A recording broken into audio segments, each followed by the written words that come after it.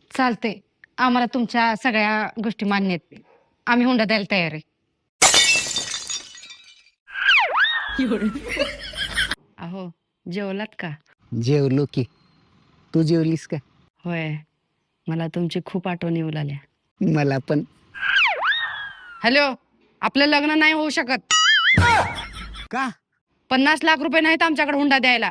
कुणाला पाहिजे 50 लाख? मला फक्त तू पाहिजे. आता माझं लग्न होणार तर फक्त तुझ्याशीच होणार. हुंडा पाहिजे म्हणाला, हुंडा आला मोठा शहाणा. दादा, मी अजिबात हुंडा घेणार नाही. का? का म्हणजे मी केलं तर त्याच मुलीसोबत लग्न करणार, तेही हुंडा न घेता, नाही तर लग्नच करणार नाही. कर भाड्या कर. इथं आमचंच नाणं खोटं आहे. लोकाला दोष देऊन काय फायदा.